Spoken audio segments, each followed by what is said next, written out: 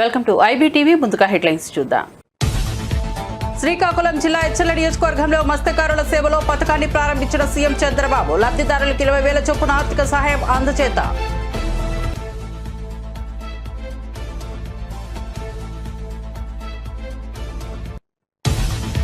హైదరాబాద్ లో భారత్ సమ్మిట్ లో పాల్గొన్న రాహుల్ గాంధీ స్వాగతం పలికిన రేవంత్ రెడ్డి. హెచ్ఐసిసిలో భారత్ సమ్మిట్ అన్ని వర్గాల ఆకాంక్షలు నెరవేర్చడమే కాంగ్రెస్ లక్ష్యమన్న రేవంత్ రెడ్డి.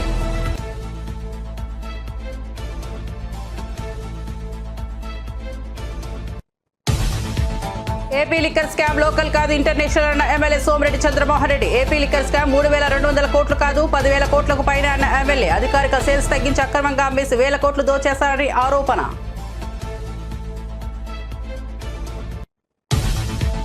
పాక్ వెన్నిలో వణుకు పుట్టేలా చర్యలు ఉంటాయన్న కేంద్ర మంత్రి బండి సంజయ్. పహల్గాం ఘటన ఉగ్రవాదుల రాష్ట్రసత్వానికి పరాకాష్ట అన్న మంత్రి. ఈ ఘటనను ప్రతీకారంగా పాక్ వెన్నిలో వణుకు పుట్టేలా చర్యలు ఉంటాయన్న వ్యాఖ్య. ఈ క్లిష్ట సమయంలో ప్రధాని మోదీ తీసుకునే కఠిన నిర్ణయాలకు అంత అండగా ఉండాలని పిలుపు. ఉగ్రదాడి విషాదకరమన్న షెహబాజ్ షరీఫ్. దాడి తర్వాత పాకిస్తాన్ పై నిందారోపణలు చేస్తున్నారని వ్యాఖ్య. తటస్థ పారదర్శక విచారణకు సిద్ధమని ప్రకటన. చర్చల ద్వారా సమస్యలు పరిష్కరించుకోవాలన్న పాక్ ప్రధాని.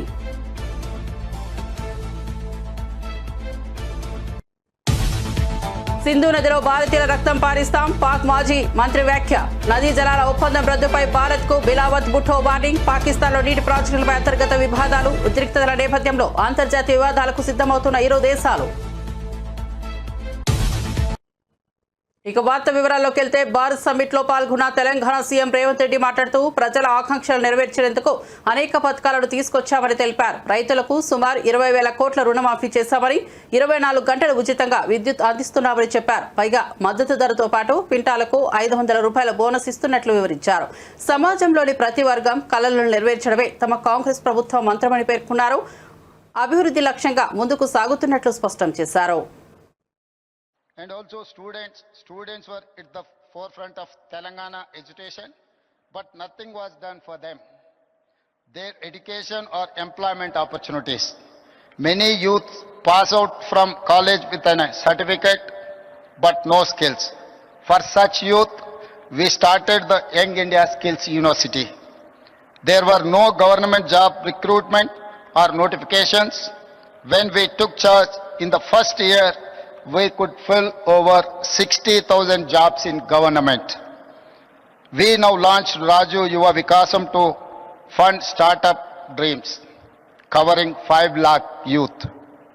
The Congress party has a history of understanding what people need to different times and make policies to address those needs.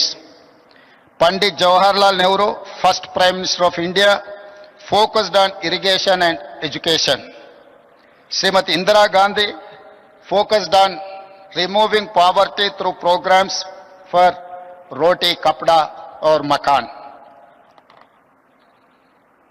The next 3 Congress Prime Ministers, Mr. Rajiv Gandhi, P.V. Narasimha Rao and Manmohan Singh, focused on modernization, development and global technology revolutions like telecom and software.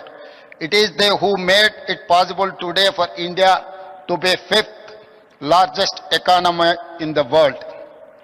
Our top priority is education, health and employment opportunities. We attended investment summits in Davos, USA, South Korea, Japan and Singapore. We got over 2.5 lakh crores investment to create jobs for youth in private sector. Telangana is a state where women are treated with equality and respect as part of our culture. Our women have led the struggle for separate state as strongly as our men. For my government, women, farmers and youth are most important stakeholders. We have amazing women entrepreneurs in my state. They are organized into self-help groups. It has 67 lakh members. We want to make 10 million women business successes. We want to see them grow into millionaires. We have made these women owners of solar power plants.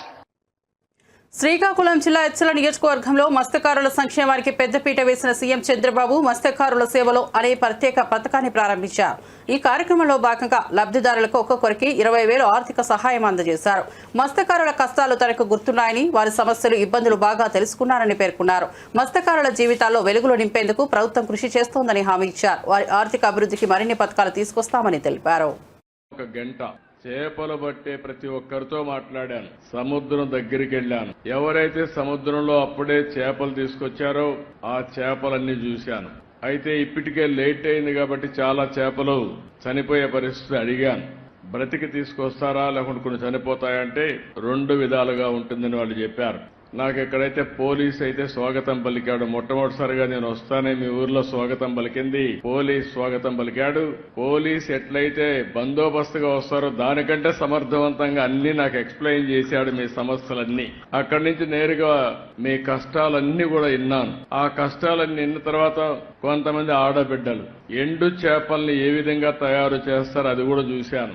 ఎవరైనా చేపలు ఎక్కువగా వచ్చినప్పుడు అవి మిగిలిపోతే ఆ చేపల్ని ఏ విధంగా ఎండబెట్టాలనో ఎండబెట్టి మళ్లీ ఆ చేపలను నెత్తిన పెట్టుకొని గ్రామం పోయి అమ్ముకొని మళ్లీ ఇక్కడికి వస్తున్నారు. వాళ్ళ కష్టాలు చూశాను. అక్కడి నుంచి నేరుగా బోట్ ఏ విధంగా రిపేర్ చేస్తారో పడవలు అది కూడా చూశాను. ఈరోజు చిన్న స్పేర్ పార్ట్స్ కూడా లేకుండా ఎక్కడికో పోయి శ్రీకాకుళం విశాఖపట్నం పోయి తెచ్చుకునే పరిస్థితి ఉంది.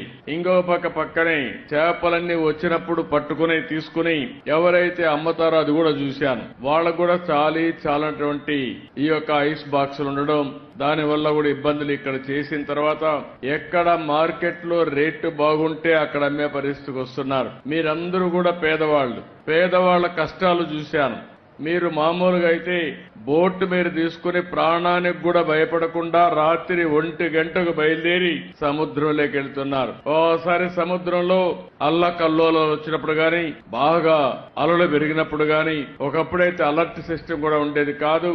ఇప్పుడు కూడా చాలా మంది ప్రాణాలు పోగొట్టుకునే పరిస్థితికి వస్తున్నారు. అయితే ఇక్కడ జరిగేది కొంతమంది బోట్లన్నీ వాళ్లే కొని మీ దగ్గర పెట్టుబడి లేదు కాబట్టి మీరు పట్టుకొచ్చిన చేపలు వాళ్లే తీసుకుని ఆ చేపల్లో సగం డబ్బులే మీకు ఇచ్చి వాళ్ళు మాత్రం బలిచిపోతున్నారు గాని బాగుపడుతున్నారు గాని మీరు మాత్రం నష్టపోతున్నారు. అది కూడా చూశాను. అక్కడి నుంచి పక్కనే వల రాత్రంతా వెళ్తారు. 1 గంటకో 2 గంటలకో మళ్ళా వస్తారు. అయిన తర్వాత వలంతా కూడా పోతే దాన్నంతా మళ్ళా. వైసీపీ పాలనలో ఇంటర్నేషనల్ స్థాయిలో లిక్కర్ స్కామ్ జరిగిందని టీడీపీ పొలిట్ బ్యూరో సభ్యులు సర్వేపల్లి ఎమ్మెల్యే సోమిరెడ్డి చంద్రమోహన్ రెడ్డి అమరావతిలోని టీడీపీ కేంద్ర కార్యాలయంలో మీడియాతో మాట్లాడుతూ ఉన్నారు. 1.30 లక్షల కోట్ల విలువైన నగదు లావాదేవీలు జరగడం దేశంలో ఎక్కడైనా చూసామా అని ఆయన ప్రశ్నించారు. అక్రమంగా దోచేయడం కోసమే మద్యం వ్యాపారంలో డిజిటల్ పేమెంట్లను జగన్ సర్కార్ అనుమతించలేదని ఆరోపించారు. నేననేది ఏంటంటే బహుశా దేశంలో ఏ దేశంలో అయినా 1,30,000 కోట్లు only cash transaction, no digital payment, no cheque payment or PhonePe, only cash. ఆనాడు ప్రైమ్ మినిస్టరు మోడీ గారు డిజిటల్ ఇండియా అని చెప్పి పదే చెప్పాడు, క్యాష్ ట్రాన్సాక్షన్స్ తగ్గించమని. ఈయన క్యాష్ ఆంధ్రప్రదేశ్గా మార్చాడు. ఈరోజు ఎంక్వైరీ జరుగుతుంది. ఆ ఎంక్వైరీలో కూడా అసలు లోతుగా పోవాల్సిన అవసరం ఉంది సిఐడికి. మీరేదో 3,200 కోట్లు అంటున్నారు మీరు, కానీ అనఫిషియల్ సేల్స్ మీరు అకౌంట్లోకి తీసుకోవటంలా. నేను ఒక మాట అంటాను, ఈడీ ఇంత మనీ లాండరింగ్ మీ లెక్క సిఐడి లెక్క, నేను తర్వాత కూర విషయాలు చెప్తా. 3,200 కోట్లు అంటే ఈడీ ఎందుకు ఎంటర్ కాదు? అసలు అప్పుడు కూడా 19 to 14, బిట్వీన్ 19 and 14 ఇన్ని వేల, మోర్ దాన్ 1 lakh crores, 1,30,000 కోట్లు ట్రాన్సాక్షన్. దానికి అసలు అప్పుడు ఎందుకు క్వశ్చన్ చేయలేదు సిబిఐ కానీ ఈడీ కానీ. ఇప్పుడు కూడా సిఐడి ఎంక్వైరీ చేస్తుంది, క్లియర్గా సమాచారం బయటకు వస్తుంది, ఎవిడెన్సు. ఇంకా ఎందుకు ఈడీ ఎంటర్ కాదు? నేనేమంటానంటే బోఫోర్స్ కుంభకోణం 2089 రాజీవ్ గాంధీని కొంప ముంచేసింది. 60 కోట్లు. బోఫోర్స్ కుంభకోణం ఓన్లీ 60 crores. అయిపోయినాడు రాజీవ్ గాంధీ పాపం. 2014 2G స్కామ్, మన్మోహన్ సింగ్ అయిపోయినారు. ఈ 2 స్కామ్స్తో అసలు నేషనల్ పార్టీ జాతీయ హోదా కోల్పోయే పరిస్థితి కాంగ్రెస్ పార్టీకి వచ్చింది. బట్ అది 60 కోట్లయితే ఒక దేశంలో ప్రధానిని ప్రజలు మట్టుపెడితే ఇదంతా ఆషామాషి కేసా ఇది? ఆషామాషి కేసా ఇది? అంటే ఇప్పుడు నేను ఒక మాట చెప్తున్నాను, మీరు లెక్కలేసినారు. మధ్యలో ఓన్లీ కరోనా టైంలో 2020 మార్చ్ 23 నుంచి మే 4 ఓపెన్ చేసేసారు. షాప్స్ క్లోజ్ అయింది లెస్ దాన్ 2 months. ఒక మాట నేను అడుగుతుండా, 2018-19లో IML కేసెస్ 3,84,000. మధ్యలో జగన్మోహన్ రెడ్డి టైంలో 1,80,80,87,000.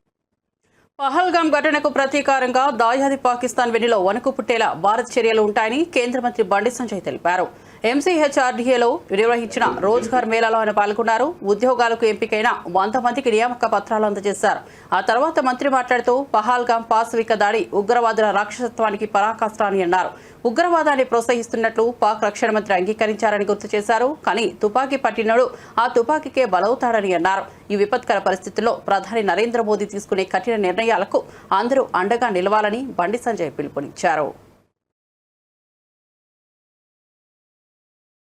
బాధాకర ఉదయంగా దేశవ్యాప్తంగా అందరికి విజ్ఞప్తి చేస్తూ అందరి మైండ్ ఒక బాధాకర ఉదయంగా దేశవ్యాప్తంగా ఉంది. చాలా మంది మన పహల్గామ్లో జరిగినటువంటి సంఘటన అందరూ తెలిసింది. కానీ దాన్ని దృష్టిలో ఉంచుకొని రోజుగారి మీద వాయిదా వేయాలని చెప్పి ఆలోచన మోడీ లేదు. ఇది కూడా దేశ అభివృద్ధిలో ఒక భాగస్వామ్యం. మీ అందరికి జాబ్స్ ఇవ్వడం కూడా, మీ అందరికి జాబ్ చేయడం కూడా ఒక మంచి ఆలోచన. కాబట్టి ఈరోజు ఎలాంటి ఆడంబరాలు లేకుండా మనం సీదా సాఫీగా ఈ కార్యక్రమం చేస్తాం. చాలా మంది తుపాకీ ద్వారా ఏదో సాధించాలని చెప్పి తుపాకీ చేతబట్టిన వారందరూ కూడా ఆ తుపాకీకే బలైపోయిన విషయాన్ని మనం గుర్తుంచుకోవాల్సిన అవసరం. వాళ్ళ అమాయక ప్రజలను ఏ సంబంధం వ్యక్తుల మీద హత్య చేయడము ఇతర దుర్మార్గం కూడా కాదు. ఈ దేశము అన్ని రంగాల్లో అభివృద్ధి చెందుతున్న సందర్భంలో ఓరులేని పాకిస్తాన్ వంటి దేశం ఈరోజు భారతదేశం మీద ఏ విధంగా పగబట్టిందో మనం చూస్తున్నాం. వాళ్ళ రాక్షసత్వానికి పరాకాష్ట మొన్న జరిగిన సంఘటన. ఇలా పాకిస్తాన్ లో ఇప్పటికీ తిండి లేదు. తిండి లేక ప్రజలు అల్లాడుతున్నారు. బిచ్చమెత్తుకునే పరిస్థితి అలా పాకిస్తాన్ లో ఉంది. అయినప్పుడు కూడా వాళ్ళ బుద్ధి మారేటువంటి ప్రయత్నం చేస్తున్నారు. వాళ్ళ సాక్షాత్తు పాకిస్తాన్ రక్షణ మంత్రి 30 సంవత్సరాల నుంచి ఉగ్రవాదాన్ని పెంచి పోషిస్తున్నాం, దీనివల్ల నష్టపోయినామని చెప్పి గుర్తించినప్పుడు కూడా ఇంకా ఇండియా మీద పగబట్టి ఈ దేశంలో అంతర్గత శాంతి భద్రత సృష్టించే ప్రయత్నం వాళ్ళ పాకిస్తాన్ చేస్తున్న విషయాన్ని మనం గుర్తుంచుకోవాలి. ఇటువంటి పరిస్థితుల్లో కేంద్రంలోనే నిలబడే ప్రభుత్వం తప్పకుండా పాకిస్తాన్ వెన్నులో వణుకు పుట్టే విధంగా గుణపాఠం తప్పదు. దీన్ని పాకిస్తాన్ భరించాల్సిందే. రాబోయే రోజుల్లో ఇటువంటి సంఘటనలను ఏ విధంగా మనం ఉపేక్షించరాదు.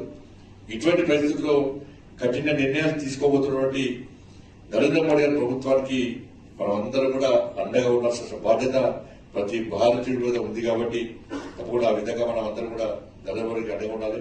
కాబట్టి పహల్గామ్లో ఉగ్రదాడిపై పాకిస్తాన్ ప్రధానమంత్రి షెహబాజ్ షరీఫ్ తొలిసారి స్పందించారు. దుర్ఘటన జరిగిన 4 రోజుల తర్వాత తీరిగ్గా స్పందిస్తూ భారత్ తమపై నిందారోపణలు చేస్తోందని అన్నారు. పహల్గామ్ ఘటన విషాదకరమని అంటూనే భారత్ నుంచి ఎలాంటి ముప్పు వాటిల్లినా ఎదుర్కొనేందుకు పాక్ సిద్ధంగా ఉందని ఆయన ప్రకటించారు.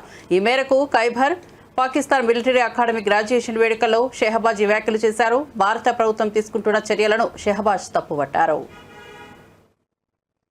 The vital national interests of Pakistan are lifeline, and for our 240 million people, let there be no doubt at all. its availability would be safeguarded at all cost and under all circumstances, inshallah.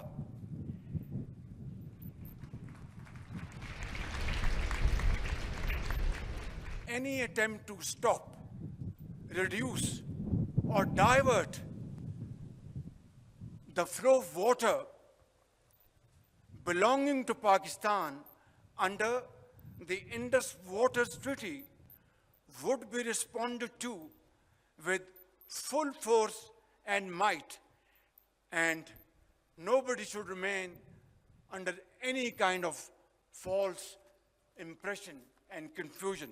Our valiant armed forces remain fully capable and prepared to defend the country's sovereignty and its territorial integrity against any misadventure, clearly demonstrated by its measured yet resolute response to India's reckless incursion in February 2019. Therefore, I would like to make it clear in all humility, but with fullest confidence at my command, on behalf of the people of Pakistan and our armed forces, that nobody should make any mistake about it. This nation of 240 million people stands united by and behind our brave armed forces. తమ party పోటీ పడలేకపోతోందని లోక్సభలో ప్రతిపక్ష నేత రాహుల్ గాంధీ ఆసక్తికర వ్యాఖ్యలు చేశారు. హైదరాబాద్లోని హెచ్ఐసిసిలో నిర్వహిస్తున్న భారత్ సమ్మిట్లో పాల్గొన్న ఆయన మాట్లాడుతూ తాను నిన్ననే రావాల్సి ఉన్న కశ్మీర్కు వెళ్లడం వల్ల రాలేకపోయారని, అందుకు క్షమించాలని కోరారు. దేశంలో ప్రస్తుతం ప్రతిపక్షాన్ని మాట్లాడనివ్వకుండా అణిచివేసే దూకుడు రాజకీయాలు కొనసాగుతున్నాయని లోక్సభ ప్రతిపక్ష నేత కాంగ్రెస్ ఎంపీ రాహుల్ గాంధీ అన్నారు. కొన్నేళ్ల క్రితం తమ పార్టీ పూర్తిగా ఒంటరిగా రాజకీయంగా చిక్కుకుపోయినట్లు భావించామని ఆయన వెల్లడించారు. తమకు అందుబాటులో ఉన్న మార్గాలన్నీ మూసుకుపోయాయని, మీడియా సహా ఏదీ తమకు అనుకూలంగా లేదని అన్నారు.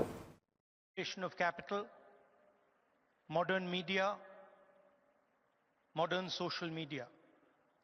And so in a sense, the old politician is dead and a new politician, a new type of politician has to be constructed. And that really is the challenge in front of all of us. What does this new politics look like? What are the ideas that emerge from this new politics? I'm sure you've had a deep discussion about policies, about how we should think about education, how we should think about regaining the democratic space, how we should think about care. And each one of us has a particular view on that. So I'm not going to delve too much into the policy positions. I'm going to talk about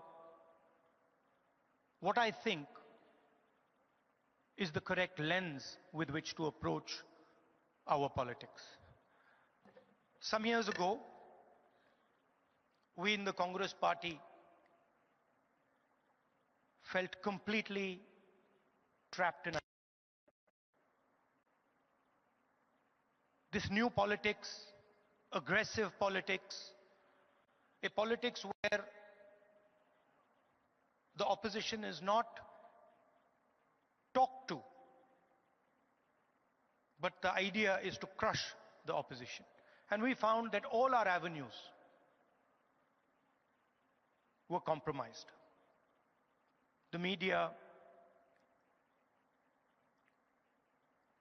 the general atmosphere did not allow us to operate the way we would like. And so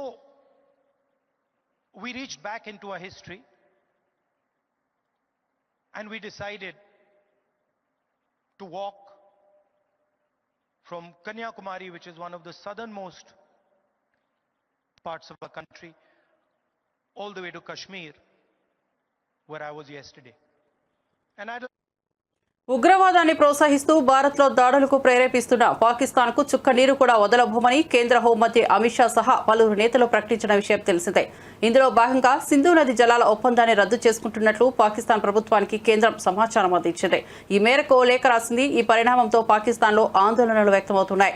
జీవాధారంగా ఉన్న సింధు నదిలో నీటిని ఆపేస్తే పాకిస్తాన్ ఎడారిగా మారుతుందని ఈ క్రమంలోనే అక్కడి నేతలు ఆగ్రహంగా స్పందిస్తున్నారు. పాకిస్తాన్ విదేశాంగ శాఖ మాజీ మంత్రి బిలావల్ భుట్టో జర్దారి తీవ్రంగా స్పందించారు. సింధు నది ఒడ్డున సుఖూర్తో మాట్లాడుతూ సింధు నది పాకిస్తాన్దేనని గతంలో భారత్ అంగీకరించింది. ఇప్పుడు ఏకపక్షంగా ఒప్పందాన్ని రద్దు చేశారు. సింధు నది మాది, మాకే సొంతం. ఈ నదిలో నీరు ప్రవహిస్తోంది, లేదంటే వారి రక్తమైనా ప్రవహిస్తుందంటూ తీవ్ర పదజాలంతో హెచ్చరించారు.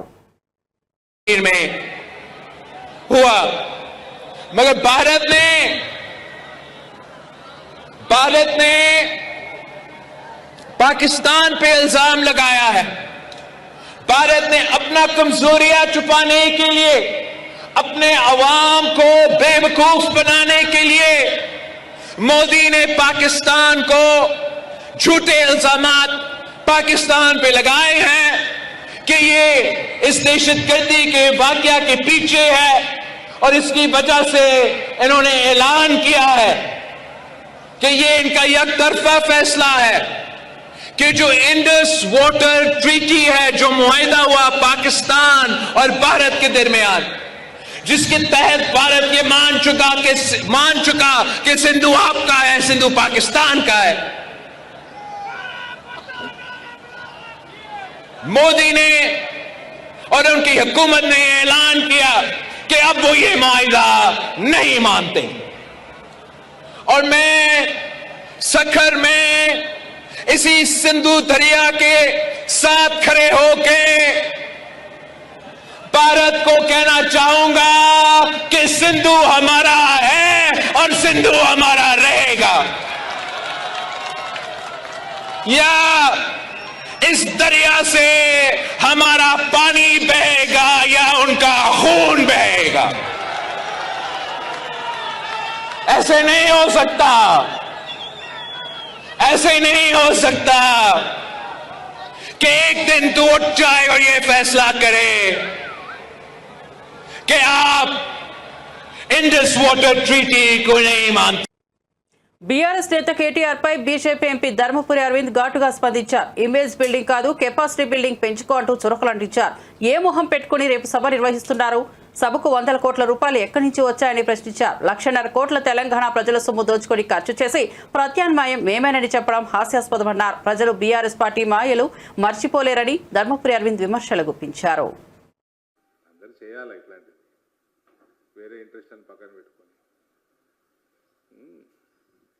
సో మీ ద్వారా కూడా ప్రజలకు తెలిసింది, కానీ కొన్ని విషయాలు తెలియనివి కూడా ఉంటాయి ఇందులో.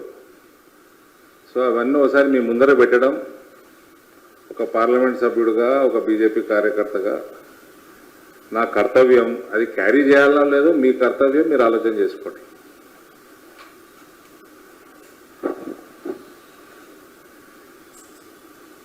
దీంట్లో టోటల్ రిపోర్ట్ 170 పేజీల రిపోర్ట్ ఉందండి. అందులో కొన్ని బ్రీఫ్ అంశాలు, ఇంపార్టెంట్ అంశాలు మీ ముందర పెడతాను. దాని తర్వాత కనబడనివి కూడా మీ ముందర కొన్ని పెట్టడానికి ప్రయత్నం చేస్తాం.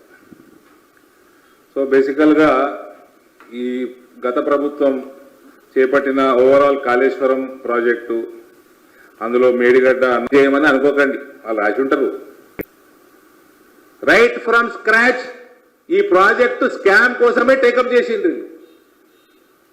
దోసుకుందామని, దోసుకునేటోడు కూడా కనీసం ప్రాజెక్ట్ అన్న క్వాలిటీలో కట్టాలి కదా. అంటే కొట్టుకపోని మునిగిపోని డిజైనింగ్ కేసీఆరే ఇస్తాడు. ఆయననే chief engineer.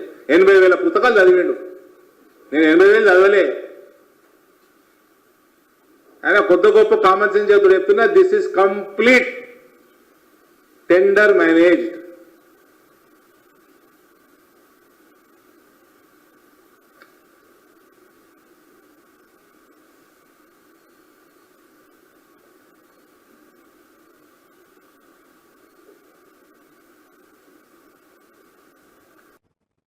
BRS MLC Kalvakuntla కవితపై TPCC chief Mahesh Kumar Goud counter ఇచ్చారు. నిజంగా కవితకు చిత్తశుద్ధి ఉంటే ముందు తన లిక్కర్ వ్యాపార లెక్కలు బయట పెట్టాలని డిమాండ్ చేశారు. లిక్కర్ వ్యాపారం చేసి తాన్నే రౌడీగా ప్రకటించుకున్న కవితకు దేశం కోసం అహర్నిశలు పనిచేస్తున్న రాహుల్ గాంధీ గురించి మాట్లాడే అర్హత లేదన్నారు. ప్రజలు నిజాన్ని తెలుసుకుని ఆమెను విస్మరిస్తారని మహేష్ కుమార్ గౌడ్ హెచ్చరించారు. ఫస్ట్ కవిత గారు చెప్పాల్సింది వాళ్ళ నాయనగారు వాళ్ళ అన్నగారు ఈ 10,000 ఎకరాలు హైదరాబాద్ చుట్టుపక్కల అమ్మేశారు కదా, అప్పనంగా ప్రైవేట్ కంపెనీలకు అమ్మినారు. అమ్మిన లెక్కలు ఫస్ట్ తీయాలడ. నిజంగా వాడికి చిత్తశుద్ధి ఉండి ఆ లెక్కలన్నీ తీస్తే బాగుంటుంది.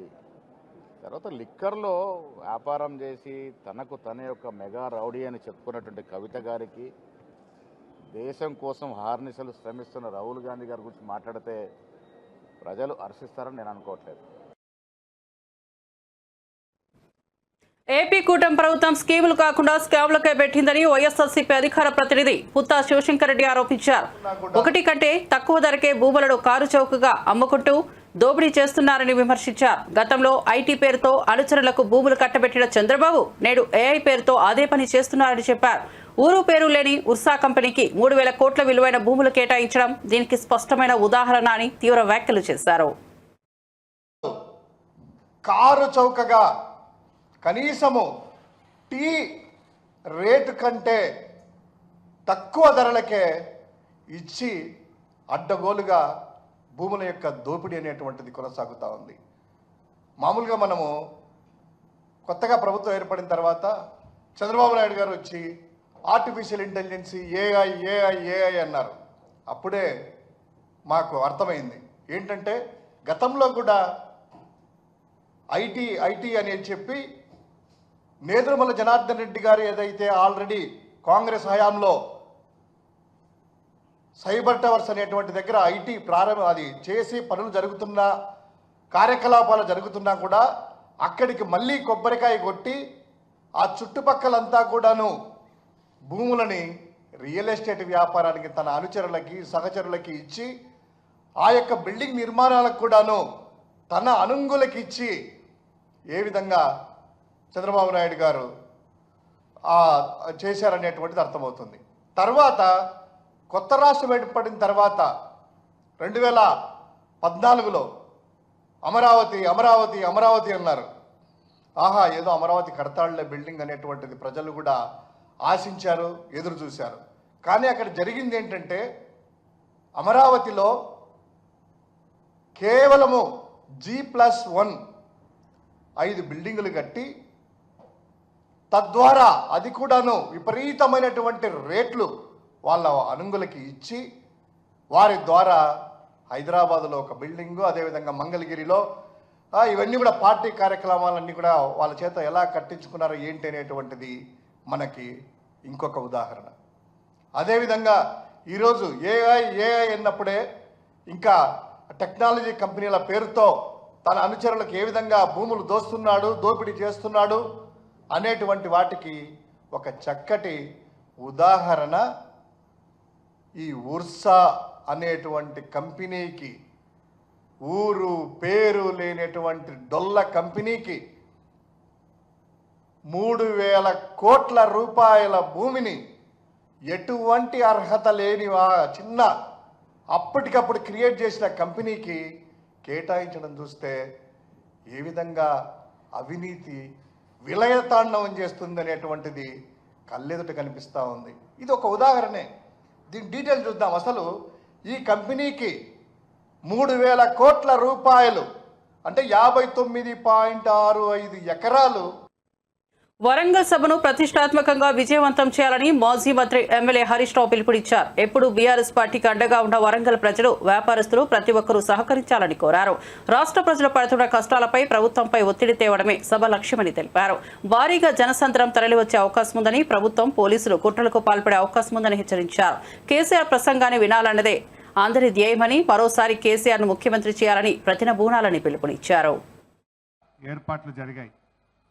కోర్స్ వరంగల్ జిల్లాకు భారీ బహిరంగ సభలు జరిపిన ఘనత వరంగల్ జిల్లాకే ఉంది. గతంలో మహాగర్జన పేరిట 20 సభ జరిపిన చరిత్ర కూడా వరంగల్ జిల్లాకే దక్కింది. సో అందువల్ల వరంగల్ జిల్లా నాయకత్వం మొదటి నుంచి కూడా అద్భుతమైనటువంటి సభలు సమావేశాలు జరిపారు. ఎప్పుడైనా బీఆర్ఎస్ పార్టీకి అతిపెద్ద సభలకు వరంగలే వేదిక అయింది. ఇప్పుడు కూడా కేసీఆర్ గారు మళ్ళీ వరంగల్లోనే ఈ యొక్క సభ జరపాలని నిర్ణయించడం, మరి ఈరోజు రాష్ట్ర వ్యాప్తంగా కూడా ఈ సిల్వర్ జూబ్లీ ఈ రజతోత్సవానికి రాష్ట్ర ప్రజలు స్వచ్ఛందంగా పెద్ద ఎత్తున తరలి రావడానికి సిద్ధమయ్యారు. ఇప్పటికే చాలా జిల్లాల నుంచి పాదయాత్రన ప్రజలు ప్రారంభమై దారి మధ్యలో ఉన్నారు. ఎడ్ల బండ్ల మీద కొంతమంది చేరుకున్నారు, ఇంకా కొంతమంది చేరుకుంటా ఉన్నారు. కొంతమంది సైకిల్ యాత్ర మీద బయలుదేరారు. కొంతమంది స్వచ్ఛందంగా తమ సొంత వాహనాల్లో రావడానికి కూడా రాష్ట్ర వ్యాప్తంగా ప్రజలు కేసీఆర్ను చూడాలి, కేసీఆర్ గారు ఏం మాట్లాడతారో వినాలి అనేటువంటి ఒక ఉత్సాహం ఈ రాష్ట్ర వ్యాప్తంగా కూడా కనబడతా ఉంది.